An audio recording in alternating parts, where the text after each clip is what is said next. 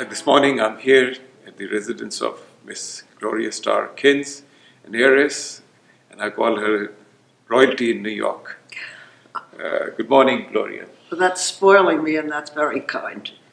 No, I think I've said little about you. You deserve much more. Thank you. I've been in New York for about a couple of weeks. I'm here to do some research work on my book that I'm writing about war against terror, 9/11, and the post-9/11 events that have been taking place since the last 20 years. I was introduced to Gloria by some common friend, and ever since I met her, I found her to be somebody who is so knowledgeable, who knows so much about history, who knows so much about Pakistan, who knows so much about the Gulf. And that is what makes my study and my research more wholesome. I'll take this opportunity to introduce Gloria to the viewers so they know a little more about her as they know of her now. So, good morning, Gloria. Good morning, Colonel, and what an honor and pleasure to be invited to be on any kind of podium or exit of press or medium with you, because you're such a great name. What makes me really happy is I'm a New Yorker, and I guess more or less an American that's been around. But what is important is that you are around and that you get to be known, and your knowledge and the importance of your knowledge and even your past action and experience in the United States. My feeling is, unfortunately, not enough is known about Pakistan, or Pakistan as a very important part of the defense of the whole Saudi Arabia and Gulf areas. The admirals and the generals and your military are an important key to the defense of that area, and it's not realized. Absolutely, I agree with you.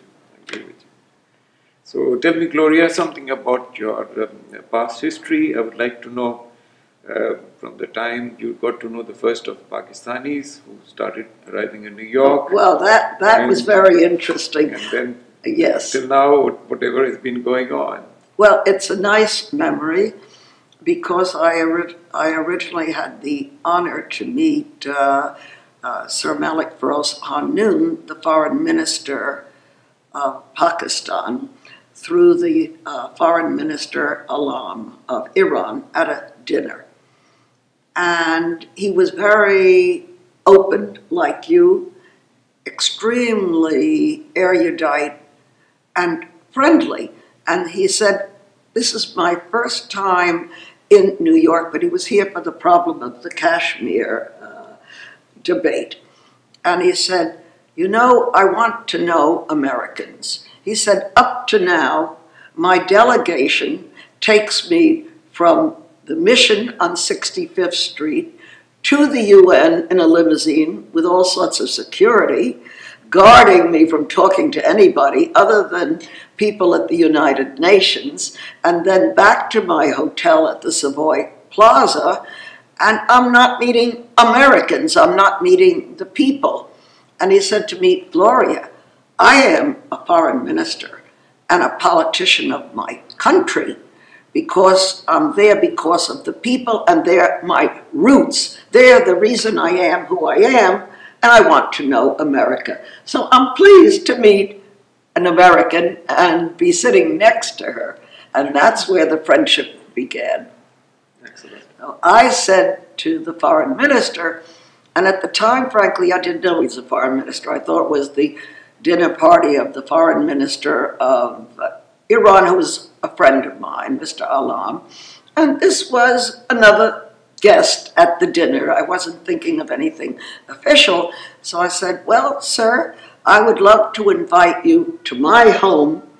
I live in Larchmont, where I was living at the time, and I have 2 children. I have one just arrived, the other 3 years old, and if you want to come for a very informal little type of buffet with some of my friends from the area, from other New Yorkers living in the Scarsdale, Mamaroneck, Larchmont area, please come.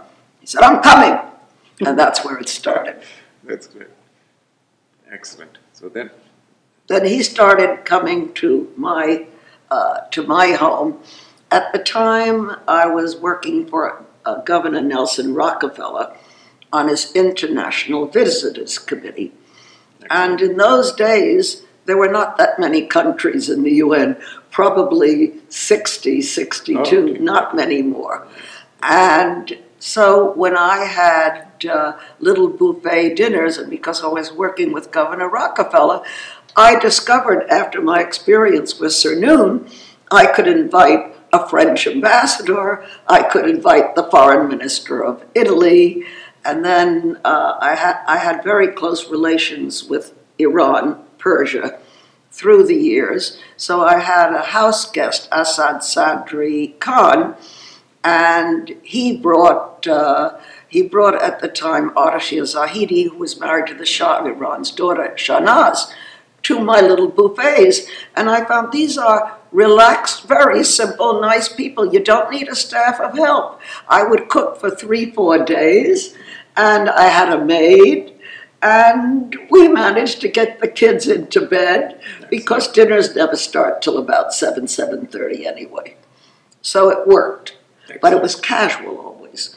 And Sir Noon loved it because for the first time he was able to sit at dinner with Ardashir Zahidi and Princess Shahnaz, casual, not a formal arranged meeting. And the same thing with the foreign minister, Gaetano Martino.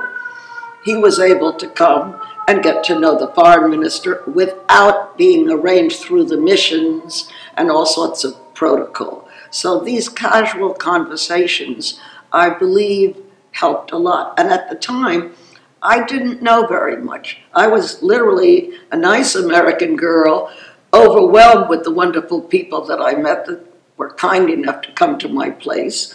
But I began to learn, listening to what these foreign dignitaries had to say to each other. And that's where it began. And so, of course, I know about Pakistan. And then Sir Noon had in his delegation Zulfikar Bhutto, who later on became the Prime Minister and head of state of Pakistan. But along the way to the forum, I got to know him when he was very young. Sir Noon loved him. Sir Noon said he's the only international lawyer well-versed in my country, and he has a big future. And Sir Noon was right. Absolutely.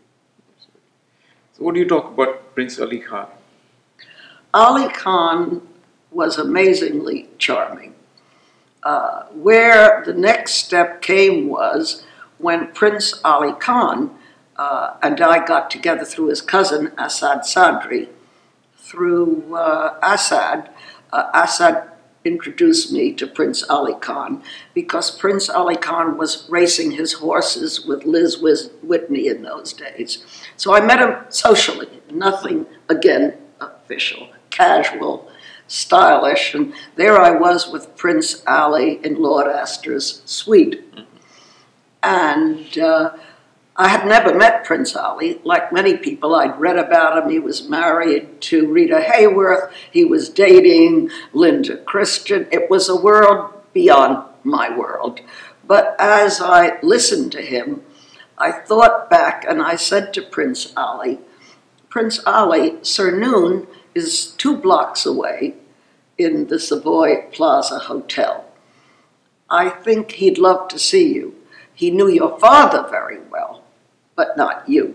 And Sir Noon told me, you have an important heritage, Prince Ali.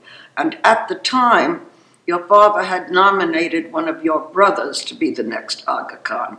And Sir Noon said, that's a tremendous mistake. This boy knows all of society. This boy knows heads of state just on his charm and on his racing his horses and mingling in Europe with all the top Europeans. How Sir Noon could make, the Aga Khan could make such a mistake, and deny this boy his birthright. And then the Aga Khan said, you know, in our part of the world, we love and respect women, but we also allowed 4 wives, and we can divorce them and then marry another wife. So Prince Ali is not that out of range in our part of the world. He said I would make him my ambassador. At that point, I called Sir Noon. I had remembered what he'd said to me about Prince Ali in a light conversation. I called Sir Noon at his hotel. It was only 4 blocks away, and I arranged for Prince Ali to meet the 2 of them, Sir Noon and Prince Ali. I had to go back home to Larchmont because I had 2 children, and I had only 1 maid, and I had to run a house, so I was not at the epic meeting. But according to Prince Ali and to Sir Noon, they saw each other every day or every other day for a dinner or for talks, and it started something important. But after Sir Noon met Prince Ali, then Sir Noon said to me, I will make him an ambassador, Gloria. And he said, first, I have to make him a citizen of Pakistan. Oh, really? Oh. Sir, yes, Prince Ali had a Persian father, was a Persian citizen. His mother was Italian. He had an Italian passport. His wife was a Guinness from England, but he was not a Pakistan citizen. So my only proof of this episode is the fact that right after that, Sir Noon gave him a Pakistan ambassadorship and citizenship. Excellent. It's history. That's history. That's absolute history. And it Nobody knows about this. And it was all casual, stylish, and elegant. And it's the way we met. We didn't meet through anybody saying, you 2 have to know each other, you're involved in international politics. A mutual friend, a person named Nasir, called me up, said, Gloria, you're going to love this important colonel. You're going to enjoy talking with him seriously about the future of Pakistan and the United States and upgraded military exchanges. And that was all casual. Yes. So the colonel came, and we began talking, and then our friendship became cemented because we found we had mutual friends, a ton of them. Like Admiral Lodi, who used to be in Saudi Arabia, you're a close friend and mine. That's tremendous. That's what you know about the past of the 50s and 60s. That's knowledge that you have. That's something we don't know about. And that's very, very... Well, because it was not in Pakistan. It was in the United States and actually in New York. And this is New York style. You go, you know, in New York, Colonel, you go to the bar at the Waldorf Astoria. And I don't drink, but if you're there with friends who drink, and they drink a lot because my family are intermarried into the Irish, and the Irish drink. But when I go with them and we're at a bar, they talk to the person next to them. They say, hello, how are you? And before you know it, they're first name basis, and you find out that the guy that this guy is talking to is the head of the Bank of Santander, Bank Santander of Spain or from France, and they're at the bar in the Waldorf because they don't know where the hell to go. They don't know anybody, so they go to the bar in the Waldorf and talk to whoever is next to them. And then everybody's Mario or Patty or whoever it is. That's America. We're quick to extend hospitality and to extend friendship. And then years later, I went to London, and it was 1969, and my beau at the time was ambassador of Luxembourg. He was single, and I started seeing him a lot, and he was in London, and I was involved with Ambassador Salam Azam, and Muzam Ali, who used to be the head of the PPI in Pakistan, who was a close friend of mine. And I began working on the Islamic Council of Europe. And in those days, then, I can't say what's happened now, it's a long time ago, but in those days the main purpose was to reach out interfaith. So Salam Azam, who was an ambassador of Saudi Arabia, and Nizam Ali were interested in interfaith, very much. And in fact, Nizam told me one of his many brothers, he probably had 5 of them, was married to a Jewish lady, and he took her to her temple whenever she wanted.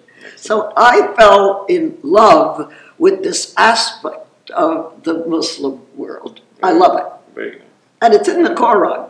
You have the Christian and the Jewish, and of course you have your Quran, which is all inclusive. So I admire and respect it, and I'm an aficionado of it, Colonel. But you're the important person now. Oh no, Gloria, you're important. No, you're important because in all of these talks, and working with Mazam, and working with our mutual friend Admiral Lodi, who used to come to London, and arranging seminars at the level of head of state, it was amazing the lack of personal friendship and knowledge of the top people from London, including the Prime Minister, because high rank came, kings came, prime ministers came, and because nobody had arranged official talks, the twain never met. So Nizam Ali and Salam Azam got the idea,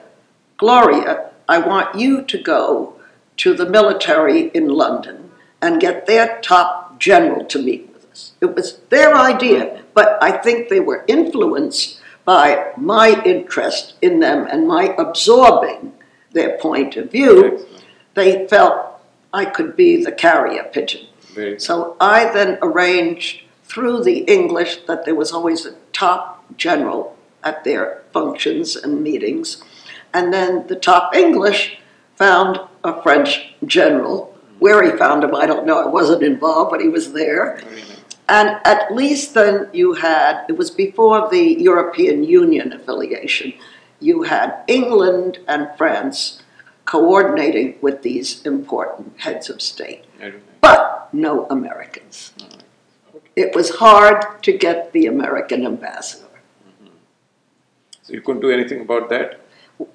No, even though I'm American, the moment I would try, and when an American tries to call another American, they want to know, who are you? And at the time, I was working with the Tatler magazine. I was helping Nizam with his New Horizon newspaper, but nobody would let me get to my own American ambassador. I got the Brazilians. I got the former Prime Minister of Brazil, but I could not get to my own American. That's interesting. very And that's why today, meeting you, I realize you're the linchpin for the next step. Do you think so? People with your experience and knowledge, meeting with the American generals. You don't need politicians, but you need to have casual, off-the-record exchanges with the American military. Because all of these meetings in general are secretive, but some of them are so secretive that they're not inviting you to participate, and they're not knowing you casually and personally, even asking you who should come to these casual, part secret, lidded meetings, but open to the club of the military. Absolutely. You have the fighting knowledge. You are defending Saudi Arabia and the Gulf, not just the Americans. You are the guys who know who's dangerous or not dangerous. Or are those little boats, I forget what they call them, the little barges, where supposedly they're carrying fruit and vegetables between the different countries. What could be in those little dhows? I think they're dhows or something like that. Though you're the people who know what's in them and can find out. You speak the language. Oh, yes. You need to be able to talk to the little sailors and get the scoop. Absolutely. You have to know the language.